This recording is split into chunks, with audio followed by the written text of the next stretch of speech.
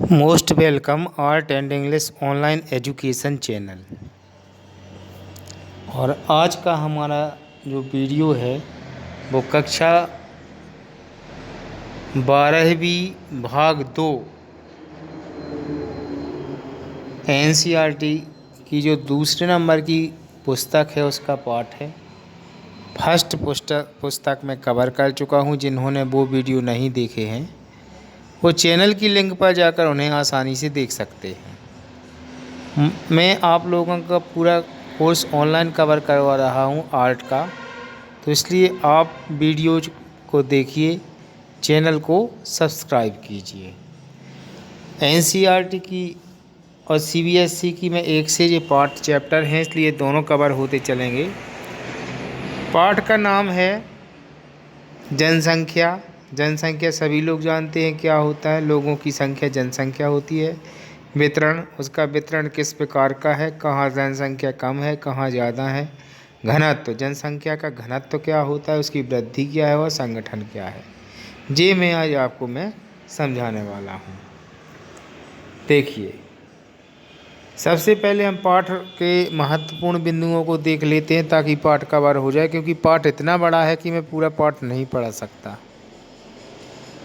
तो आप लोग देखते जाइए, मैं पॉइंट आउट करता जाऊंगा। देखिए,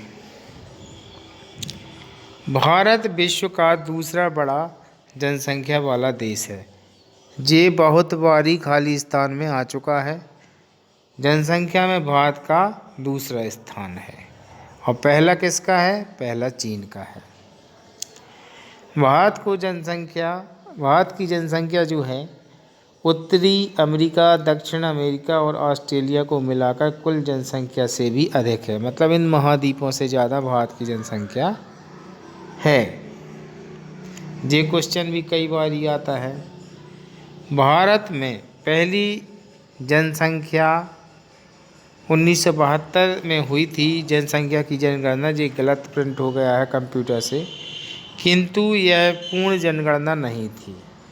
भारत में पहली संपूर्ण जनगणना 1881 में हुई। जी आपका पेपर में आपको रखा मिलेगा तो आपको याद आएगा कि नवीन सर ने बहुत बढ़िया पढ़ाया था। और बहुत सी एग्जाम में जी आ भी जाता है कि भारत की पहली जनगणना कब हुई, तो आपको आंसर में टिक कर देना है 1881। आगे बढ़ते हैं।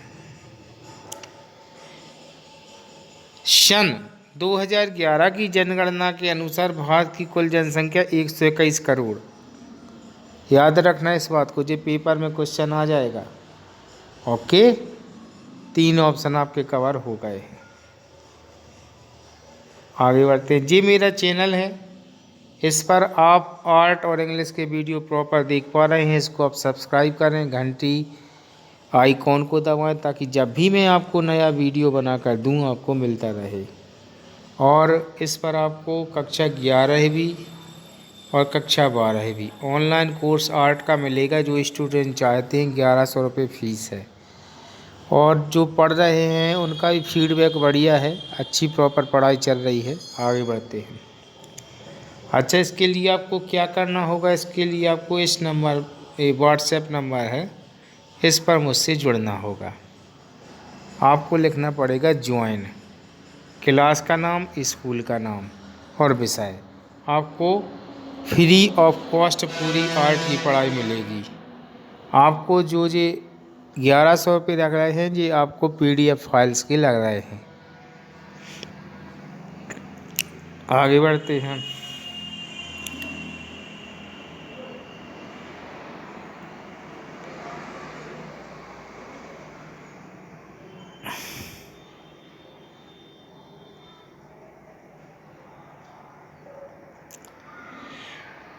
देखिए, भारत में 2011 की जनगणना के आंकड़े आएंगे, 2001 के नहीं आएंगे, इसलिए आपको इस बात को याद रखना पड़ेगा।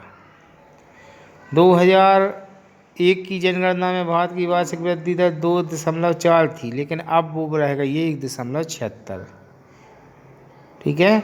अब इसमें लिखा है 1901 से 1921 तक की अवधि को भारत में जनसंख्या का स्थिर काल माना जाता है।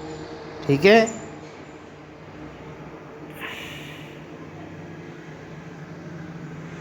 बड़ा मलहरा में 8 सब्जेक्ट की सबसे पुरानी कोचिंग पौराणिक कोचिंग सेंटर है। पढ़ें उसी से जो योग्य हो। कक्षा 11वीं 12वीं आर्ट के लिए नवीन पौराणिक MA English sociology BEd MAd ये मेरा नंबर है। आगे बढ़ते हैं। भारत की जनसंख्या का 58% भाग कृषिक है, इसीलिए भारत में राष्ट्रीय आय का बहुत सा भाग कृषि से आता है और भारत किसानों का देश है। भारत कृषि प्रधान देश है। भारत गाँवों का देश भी है। भारत में 5.5 लाख से अधिक गांव हैं। तो भारत का 58.2% भाग, इसको नोट करते जाइए बिल्कुल। भारत में 58.2% भाग कृषि कार्यों में संलग्न है। ओके, आगे बढ़ते हैं। 2011 की जनगणना के अनुसार ग्रामीण जनसंख्या का प्रतिशत 78.83 है। कितना है? 68.83 ग्रामीण जनसंख्या का, और शहरी का है 31.17। आगे बढ़ते हैं। अब जी कुछ प्रश्न हैं आपके, इसमें 2001 है लेकिन पेपर में 2011 आएगा।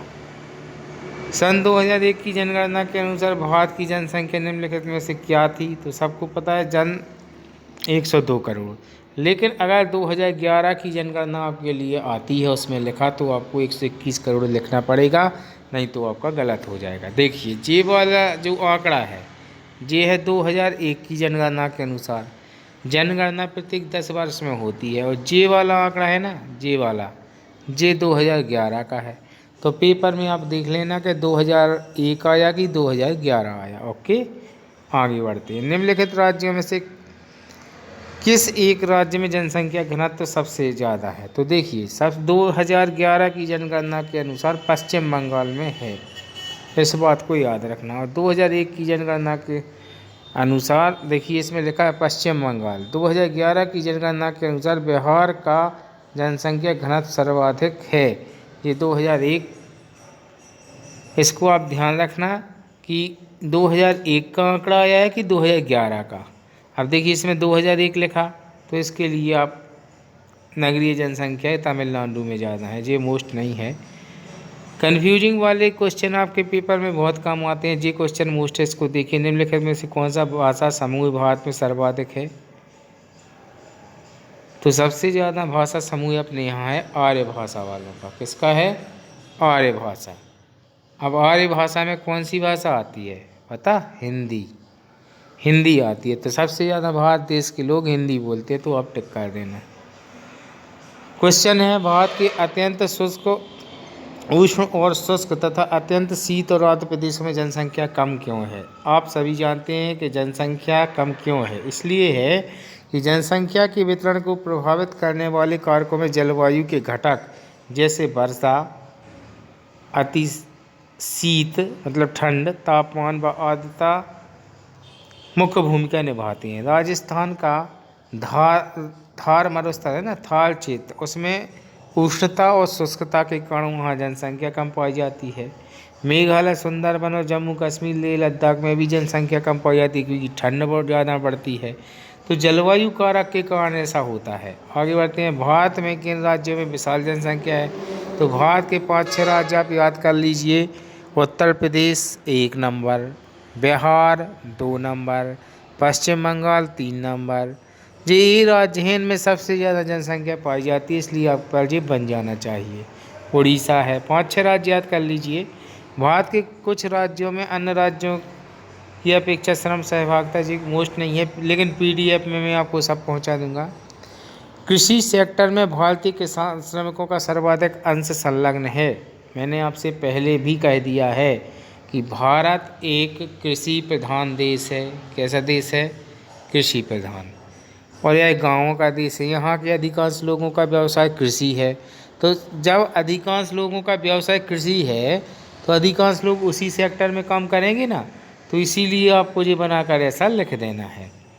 आगे बढ़ते हैं। भारत में जनसंख्या के घनत्व को, अब देखिए ये क्वेश्चन होते जाएंगे बड़े, तो इतने बड़े क्वेश्चनों को अपन लोग YouTube के वीडियो पे नहीं बता सकते हैं। क्यों?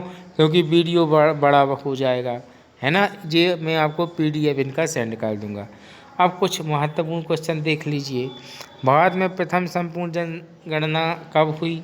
आपको पता होना चाहिए कब हुई भाई, 1881 में हुई। आगे बढ़ते हैं।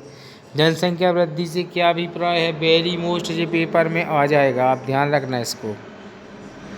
तो दो विभिन्न समय बिंदुओं के मध्य जनसंख्या में होने वाले शुद्ध परिवर्तन को जनसंख्या वृद्धि कहते हैं। जे मोस्ट है, जे पेपर में आएगा, याद रखना, आप लिख लेना।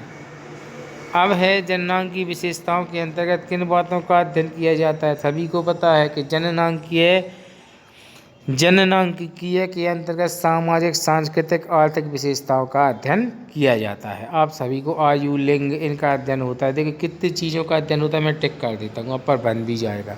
आयु का होता है, लिंग का होता है, निवास स्थान का होता है, भाषा का, वैवाहिक स्थिति का, मानव प्रजाति तक, साक्षरता का, शिक्षा का, व्यावसायिक संरचना का, मुख्य सामाजिक आर्थिक विशेषताओं को इसमें सम्मिलित किया जाता है। अगला क्वेश्चन है, जनसंख्या की वास्तविक वृद्धि की गणना कैसे की जाती है। उसका जो सूत्र आप याद रख लेना, वेरी इंपॉर्टेंट है। जनसंख्या की वास्तविक वृद्धि बराबर जन्म मृत्यु प्लस उत्प्रवास माइनस आप्रवास। उत्प्रवास और आप्रवास में क्या अंतर है, जी मैं आपको पहले ही बता चुका हूँ। जी मेरा चैनल है, इसको अधिक से अधिक सब्सक्राइब कीजिए और बेल आइकन के निशान को भी दबाइए, जबकि जब भी मैं वीडियो बनाऊं आपके पास पहुंच जाए। भारत में कौन से राज्य में बौद्ध सबसे ज़्यादा है, सबको पता होना चाहिए, महाराष्ट्र में सबसे ज़्यादा है। भारत में कौन सा भाषाई समूह विशालतम है, आर्य भाषा समूह सबसे ज़्यादा है। 2011 की जनगणना के अनुसार भारत की जनसंख्या 121 करोड़ है। भारत में किस राज्य में जनसंख्या सर्वाधिक है, उत्तर प्रदेश में। 2001 की जनगणना के अनुसार अपन को चलना नहीं है, याद रखना, 2011 की।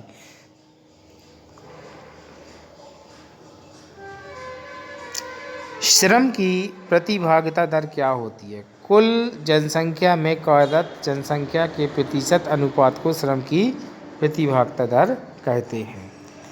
भारत में उन दो राज्यों के नाम बताइए जहां की आबादी में ग्रामीण आबादी सबसे ज़्यादा है, बिहार और सिक्किम। मुख्य श्रमिक किसे कहते हैं, बस जिस भी श्रमिक को वर्ष में 183 दिन काम या रोजगार मिल जाता है, उस व्यक्ति को मुख्य श्रमिक कहते हैं। इस बात को याद रखना। आगे बढ़ते हैं। भारत की जनसंख्या का अधिकांश भाग किसी वर्ग में कार्य करता है, किस वर्ग में काम करता है, ये तो मैं पहले ही बता चुका हूँ। ये काम करता है कृषि वर्ग में, ये आप पर बन भी जाएगा। ओके, आगे बढ़ते हैं। 58 पॉइंट, ये पूरा है 58.2%। भारत सरकार द्वारा राष्ट्रीय युवा नीति कब अपनाई गई, इसको याद कर लें अभी से।